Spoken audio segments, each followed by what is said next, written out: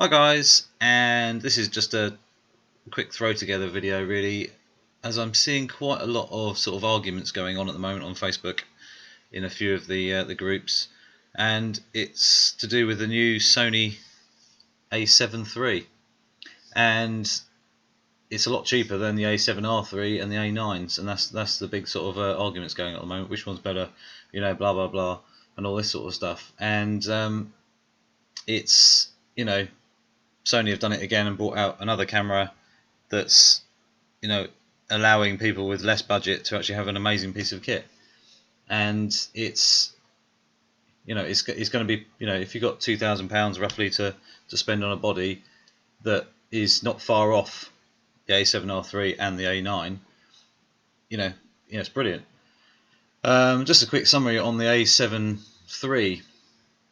It's a 24 megapixel full frame backside illuminated sensor. It's got a 15 stop dynamic range, same as the A7R III. Except obviously the resolution on the A7R III is 42.3 megapixels. The 5-axis optical in-body stabilization. It's now got 693 phase detection autofocus points, covering 93% of the sensor. So that's an advantage over the A7R III, but it's actually the same focusing system straight out of the A9. So for around about £2,000, you're going to have the focusing system out of a £4,400, I think, body. So works brilliantly. It's got the eye autofocus and high tracking ability of the autofocus system. It does 10 frames a second, so in mechanical or silent shutter, and that's the same as the A7R III. The A9 does up to 20. 4K HDR movie recording mode with full pixel readout and no binning. And it's saying 710 shots, the longest battery life in the industry. Well, that's the same battery that goes in the A9 and the A7R III. And I was working at a birthday party a couple of Saturdays ago, and I shot 7 PM until midnight, and I took 1,894 shots on one battery. The camera wasn't turned off. I was constantly doing little bursts here, little bursts there. If I'm doing a party, I don't generally use flash. I will have the flash gun on the camera, and if someone wants a group shot, I will turn the flash gun on a little bit just to fill in slightly. But generally, when you've got disco lights and stuff like that on, I quite like to capture the the real world feel of what's going on, so you can feel the colours and see the colours or whatever during the photos. Hence why I was shooting small bursts of shots. So if there's a light, a blue light suddenly cast across someone's face, it might not be quite as good as the previous, or no light or whatever. So it's, I'm just having little bursts here or there. It actually allows you to have a few choices on each photo that you were taking.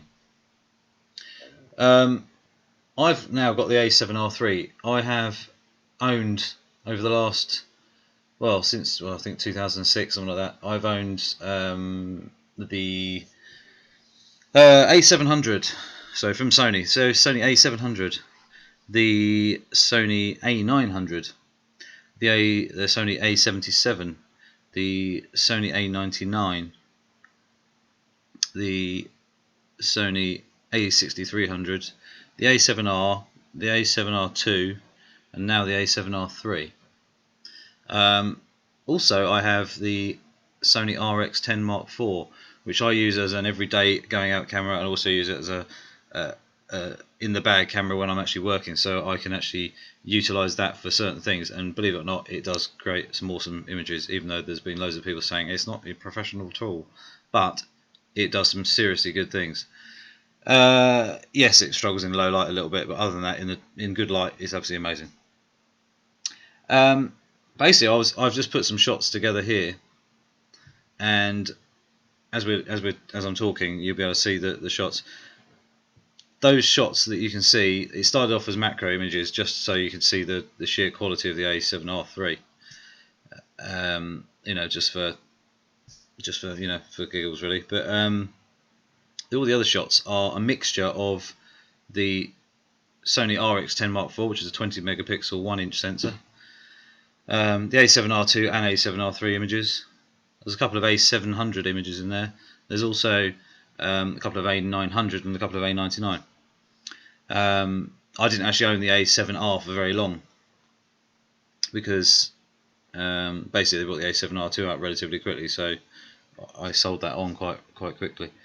I just wanted to sort of see which pictures that people may have thought in their head. You don't have to write a comment or anything, but I was just proving the fact that you can get some amazing shots for any of these cameras. It doesn't matter how old they are. You know, some of the shots are 10 years old. You know, they hardly look any different. You know, yes, the quality is better when you actually look at them at full res. For printing, yes, definitely skies. I've noticed over the years, skies, clouds, and that sort of detail in the sky has become a much more realistic.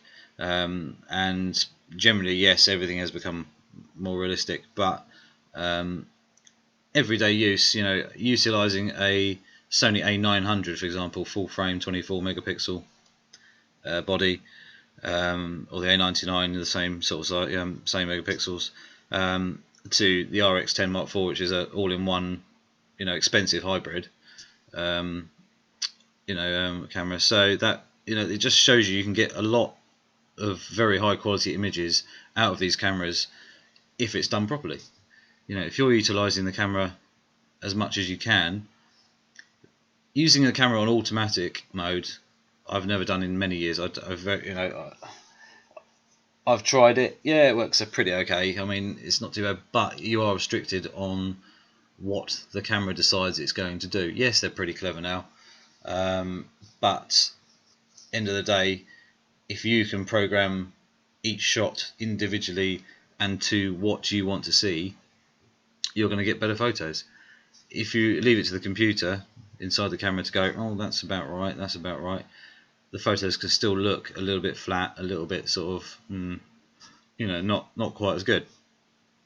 So, you know, I'm just trying to say that, you know, it doesn't matter what camera you're using, but if you can utilize the manual facilities as much as possible, you're going to get better shots than, you know, the next person who's using, you know, the best camera out there on auto. I've seen many people using cameras that, you know, are not at the level of the A7R3, for example, nowhere near, but they have good knowledge, and the shots that they're actually taking and producing are amazing. But you see, you get Mr. Blogs with all the gear, no idea, with auto. Yes, he's going to get some photos that are in focus and, you know, this, that and the other, but you can see the major difference between someone who actually knows what they're doing and someone who doesn't, you know. And it's, if you love photography and you love being creative and, you know, just want to get out and use the camera all the time as much as I do, you know, utilizing that piece of equipment as much as you can, rather than just leaving it auto, is one of the most important things out there. It's, you know, it makes photography. You know, if everything's on auto, you might as well just use your mobile phone camera at the end of the day. You know, but yeah, I mean, that is the way it's going, really. The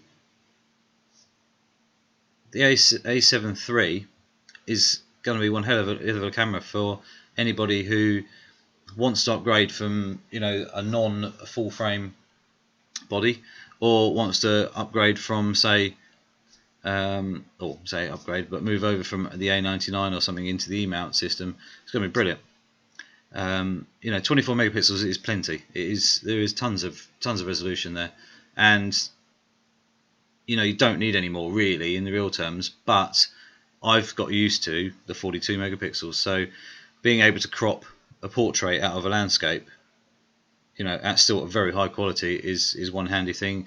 You know, with the 42 megapixel sensor, you can have 20 different photos out of one image. Yes, you can still do it with the 24 megapixels, but you start to push its limits on the detail still left in the shots.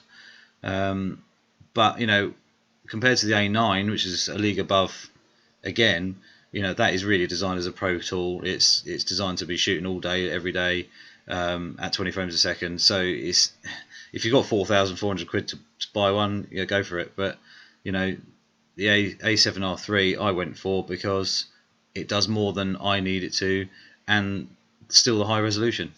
I didn't want to go back down to 24 megapixels. So, um, I'm going to try and get my hands on a A7 III when they come out. Have a little play with one and see what the real difference is between. Hopefully, I'll do a review between my A7R3 and the A7 III. Just a side-by-side comparison to see what they're really like. How much is one better than the other? Vice versa. From focusing to the resolution side of things. Yes, a lot of people have got laptops and they work off laptops. So the 42 megapixel, 80 to 110 megabytes per photo side of thing from the A7R3, it can be a bit of a computer killer. It slows you down big time. I use a high-powered PC, custom built thing, so it doesn't really bother me at all. But a lot of people it does. So it's another thing to consider. There's many factors involved, and this camera is going to be a game changer, especially for the ISO capability at low light. It is another ballpark above the A7R3 for sure. But depending on the type of photography you do, I don't really need that high ISO as such. I very rarely go above 10,000. So it's a case of you buy which is most suited to your work style. And go from there. But so guys, this is just a quick, just a quick insight to see exactly how this is going. Jason Lanier, he's basically had an A7 III for the last 3 or 4 weeks, he said, and he's released a video with all the specs, what he thinks of it, and everything like that. So I'll leave the link at the end of the video, and you can have a watch of that. It's really worth watching. It really opens up your eyes on the A7 III and how good it is for the money, and go from there. So have a watch of that. But obviously, like I said, the photos that you've seen in this video are from a range of my cameras I've had. So it just proves that the fact that the quality generally is pretty similar. It's just down to the size of the images. Yes, there's more detail in the high resolution cameras, but generally, if they're taken properly, they all take a very, very, very good photo. So anyway, guys, please subscribe, and I'll speak to you guys soon. Cheers.